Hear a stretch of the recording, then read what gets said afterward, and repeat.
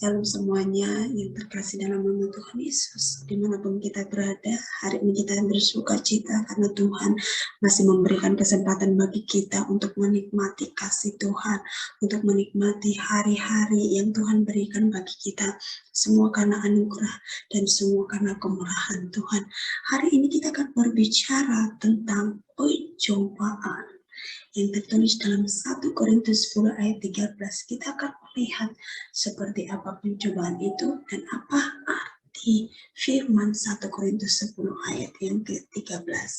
Kita akan lihat, saudara yang terkasih, arti percobaan. Kalau istilahnya biasanya pencobaan itu adalah ujian atau proses.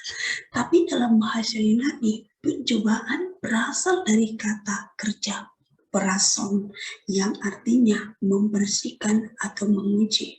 Jadi pencobaan adalah proses membersihkan atau menguji supaya menjadi manusia yang kuat dan yang lebih baik. Bagaimana supaya orang-orang yang dikasihi Tuhan, umat-umat Tuhan di akhir zaman ini menjadi orang-orang yang kuat dan yang lebih baik, artinya lebih sempurna di hadapan Tuhan.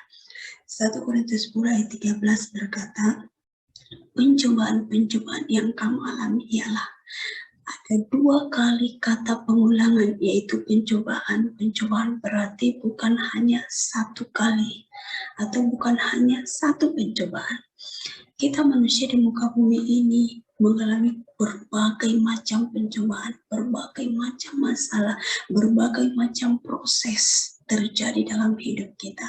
Sekali lagi saya katakan, pencobaan itu ada 2 hal. Yang pertama, pencobaan itu Tuhan izinkan terjadi dalam hidup kita untuk menguji setiap iman kita kepada Tuhan, sejauh mana iman kita kepada Tuhan. Yang kedua, itu bisa pencobaan itu terjadi karena kelakuan kita, kejahatan kita di hadapan Tuhan.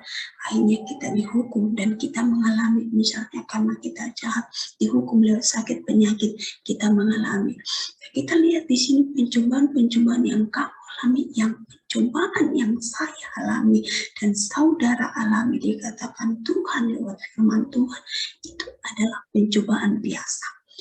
Rasul Paulus menekankan kebenaran firman Tuhan ini kepada jemaat yang ada di Korintus, supaya mereka lewat pencobaan yang mereka alami, pencobaan-pencobaan yang mereka alami itu masih biasa, tidak melebihi kekuatan manusia, tidak melebihi batas kekuatan mereka. Itu jemaat-jemaat yang ada di Korintus, sama dengan kita yang ada, yang mendengarkan firman Tuhan ini saat ini, saudaraku yang terkasih, bahwa masalah, pergumulan, sakit, penyakit, kegagalan, ketidakberdayaan, itu semuanya tidak melebihi kekuatan kita, tidak melebihi batas kemampuan kita.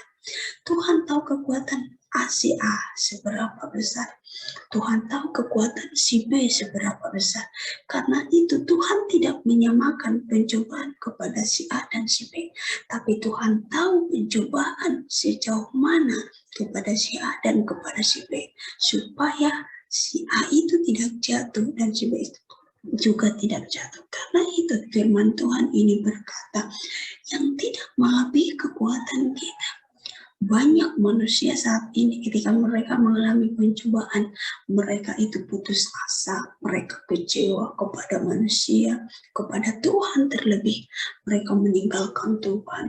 Bahkan mungkin mereka yang sudah sempat melayani, mereka meninggalkan pelayanan yang telah dipercayakan sama mereka.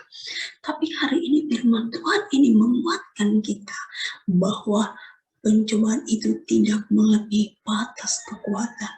Terkadang memang ketika kita mengalami masalah dan pergumulan itu, kita tidak mampu dan kita lemah. Tapi satu hal, titik klimaks, titik di situ kita tidak mampu dan kita tidak kuat. Ketika kita berseru minta pertolongan Tuhan, Tuhan akan memberikan dan Tuhan akan menolong. Makanya dikatakan, sebab Tuhan setia dan karena itu Ia tidak akan membiarkan kamu dicobai. Tuhan setia. Arti setia di sini, Tuhan berkata sekali Tuhan mengasihi kita, maka Dia akan tetap mengasihi kita.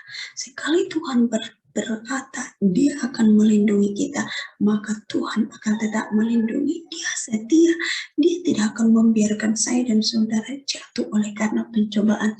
Tuhan tidak akan membiarkan kita sendiri melalui pergumulan masalah kita. Tuhan tidak akan membiarkan kita sendiri memikul masalah dan pergumulan kita sendiri. Tuhan tidak akan membiarkan kita sendiri berjalan untuk mengalami, membawa atau mengalami setiap masalah atau pencobaan itu. Tapi Dia setia, dikatakan, dan karena itu Ia tidak akan membiarkan kamu dicobai. Tuhan tidak akan membiarkan saya dan saudara dicobai melampaui dari kekuatan kita. Jadi ketika kita mengalami masalah, pencobaan, atau pergumulan sakit penyakit, kita katakan kepada Tuhan, Tuhan saya percaya, saya kuat. Tuhan saya percaya ada satu jalan keluar yang Tuhan sediakan. Tuhan saya percaya ada satu pintu yang Kau buka untuk aku bisa keluar melewati setiap masalah, pergumulan, pencobaan yang saya alami. Pada waktu kamu dicobai, ya, pada waktu kita dicobai, Tuhan akan memberikan jalan keluar. Tidak ada masalah tanpa jalan keluar. Artinya di dalam Tuhan ada jalan keluar. Di dalam Tuhan pasti ada jalan. Di dalam Tuhan pasti ada jalan keluar. Karena itu katakan kepada diri sendiri, Tuhan, aku percaya ada jalan keluar dalam masalahku. Ada jalan keluar, ada kesembuhan, ada mujizat dalam penyakitku. Kita perhatikan pada waktu kamu dicobai, Ia akan memberikan kepadamu jalan keluar sehingga kamu dapat menanggungnya. Kita dapat menanggung dengan ucapan syukur. Banyak manusia ketika mengalami sakit penyakit, mereka tidak kuat dan mereka tidak berseru kepada Tuhan. Tapi Tuhan katakan firman ini, Ia akan memberikan kepadamu jalan keluar sebesar apapun. Menurut kita sudah besar sekali. Tapi Tuhan tetap berkata itu masih biasa. Dan Tuhan berkata ada jalan keluar yang akan Tuhan berikan bagi kita. Sehingga kamu dapat menanggung. Kita kuat di dalam Tuhan. Bukan karena kekuatan kita, tapi karena kekuatan Tuhan. Karena kekuatan Roh, sehingga kita berjalan bersama dengan Tuhan. Ada pencobaan, ada masalah, ada proses Tuhan terjadi dalam hidup kita. Kita tetap berjalan, kita tetap mengerjakan apa yang Tuhan mau. Kita tetap ada di area Tuhan. Kita tetap setia mencari Tuhan. Kita tetap mengasihi Tuhan. Tetap ada ucapan syukur dari hidup kita. Itulah kita dapat menanggungnya. Orang-orang yang mengasihi Tuhan, mereka akan tetap bertahan di dalam Tuhan, sekalipun pencobaan itu ada dalam hidup mereka. Kita perhatikan apa upah yang diberikan Tuhan ketika kita tetap bertahan di dalam Tuhan. Saudaraku, ada upahnya. Satu pernyataan ini, saudaraku, dikatakan bahwa jadilah manusia kuat sampai Tuhan datang kali yang kedua menjemput kita semua. Manusia kuat, pantang menyerah, tetap kuat, tetap maju, tetap bangkit di dalam Tuhan sampai Tuhan datang. Kapan Tuhan Yesus datang kali yang kedua kita tidak tahu, tetapi tidak lama lagi Tuhan akan menjemput kita, orang-orang yang tetap bertahan di dalam Tuhan, orang-orang yang terus berharap kepada Tuhan, orang-orang yang terus percaya akan perkataan Tuhan, orang-orang yang terus hatinya terus rindu akan perkataan Tuhan, orang-orang yang terus bersyukur kepada Tuhan.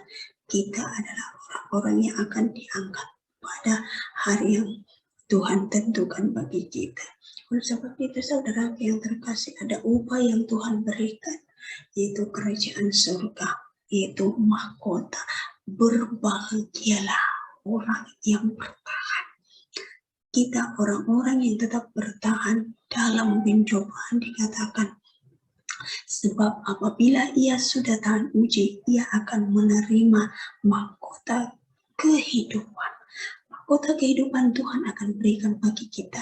Kita masuk dalam kerajaan Tuhan, diberikan mahkota yang telah Tuhan janjikan bagi kita.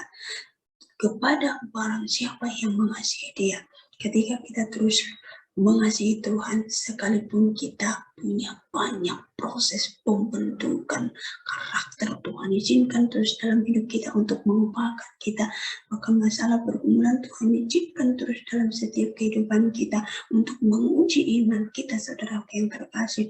Ketika kita bertahan, maka firman Tuhan ini, berbahagialah orang yang bertahan dalam pencobaan, sebab apabila ia sudah tahan uji, ia akan menerima mahkota kehidupan yang dijanjikan Tuhan kepada barang siapa yang mengasihi Dia. Mari menjadi orang-orang yang kuat di dalam Tuhan, menjadi orang-orang yang bertahan di dalam Tuhan, menjadi orang-orang yang terus mengasihi Tuhan, yang terus maju dan bangkit di dalam Tuhan, maka Tuhan akan memberikan sesuatu yang luar biasa dalam kehidupan kita. Terima kasih saudaraku yang terkasih, Tuhan memberkati kita saat ini dimanapun kita berada. Biarlah renungan singkat ini menguatkan kita semua sehingga kita bertahan di dalam pencobaan dan kita orang-orang yang tetap kuat di dalam Tuhan. Terima kasih, Tuhan Yesus memberkati. Shalom.